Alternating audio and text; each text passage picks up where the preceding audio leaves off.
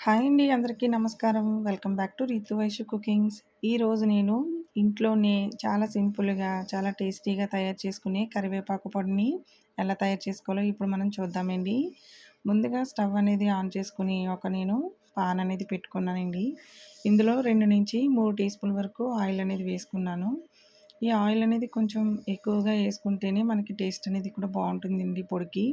ఇప్పుడు నేను 2 టీ స్పూన్ల వరకు పచ్చిశనగపప్పు, 2 టీ స్పూన్ల వరకు మినపగుళ్ళు కూడా వేసుకున్నాను. మీరు కావాలంటే పొట్టు మినపప్పు కూడా వేసుకోవచ్చండి. అది కూడా చాలా టేస్టీగా ఉంటుంది.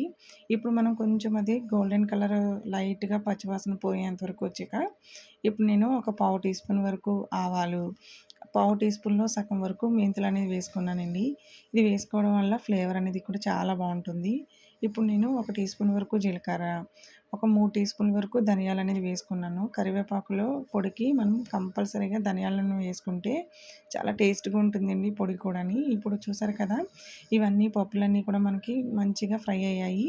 ఈ కలర్ వస్తేనే మనకి పొడనేది మనకి ఎక్కడ పాడవకుండా చాలా బావుంటుందండి. ఇప్పుడు ఒక నేను ఒక పావు కేజీ వరకు కరివేపాకు అనేది తీసుకున్నాను కాబట్టి, నేను ఇందులో ఒక 20 వరకు ఎండుమిరపకాయలనేది వేసుకున్నాను. ఎండుమిరపకాయలు కూడా మనకి బాగా ఫ్రై అయ్యాక, అంటే కొంచెం లైట్‌గా ఫ్రై అయ్యాక మనం ఈ కరివేపాకు కూడా వేసేసుకుంటాం కదండీ! అప్పుడు మొత్తం అన్నీ కూడా బాగా ఫ్రై అవుతాయన్నమాట. ఒకేసారి బాగా కలర్ వచ్చేసేంత వరకు వేయించేసుకుంటే అవి మాడిపోతాయి. మనం వేసింది కూడా ఇంకా హీట్‌కి ఇంకా మాడిపోతాయి కాబట్టి, సగం వేగుతున్నప్పుడే మనం కరివేపాకు అనేది వేసుకోవాలండి. ఇలాంటి చిన్న చిన్నవి మనం చేస్తూ వంటల్లో టిప్స్‌గా చూసుకొని చేసుకుంటే మనకి టేస్ట్ కూడా చాలా బావుంటుందండి. చూసారు కదా! కరివేపాకు అనేది మనం బాగా ఫ్రై చేసుకోవాలి. ఇది మనం మీడియం ఫ్లేమ్‌లో పెట్టుకొని ఫ్రై చేసుకుంటే చాలా బావుంటుందండి. ఈ కరివేపాకులో మనకి ఐరన్, కాల్షియం, యాంటీ ఆక్సిడెంట్లు ఎక్కువగా ఉంటాయి. జుట్టు పెరుగుదలకు కూడా చాలా బాగా ఉపయోగపడుతుందండి. ఇప్పుడు నేను కొద్దిగా చింతపండు అనేది వేసుకున్నాను. ఉప్పు కూడా ఇందులోనే వేసేసుకున్నానండి. ఈ పొడికి సరిపడగా. ఈ పొడానికి సరిపడగా ఉప్పు కూడా ఇందులోనే వేసుకున్నాను.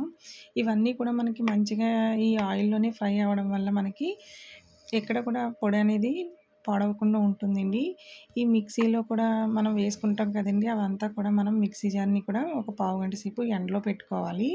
ఇలా కొంచెం మనం మిక్సీ పట్టుకున్నాక కచ్చాపచ్చాగా మనం బరబరగా వేసుకున్నాక ఇందులో నేను ఒక 10-12 వరకు పొట్టు తీయకుండానే వెల్లుల్లిపాయలనేది ఇందులో వేసుకొని మరొకసారి అనేది నేను మిక్సీ అనేది పట్టేసుకున్నాను. ఒకసారి తయారు చేసుకొని పక్కన పెట్టుకుంటే ఇప్పుడు మనం విన్న బిజీ రోజుల్లో ఎంతో రుచికరమైన, ఆరోగ్యకరమైన ఈ పొడిని అనేది తయారు చేసుకొని పక్కన పెట్టుకుంటే మనకి టిఫిన్స్‌లోకి, రైస్‌లోకి కూడా చాలా టేస్టీగా అయిపోయి ఈ సింపుల్ రెసిపీని మీరు కూడా తప్పకుండా ట్రై చేసి ఎలా వచ్చిందో నాకు కామెంట్ బాక్స్‌లో తెలపండి.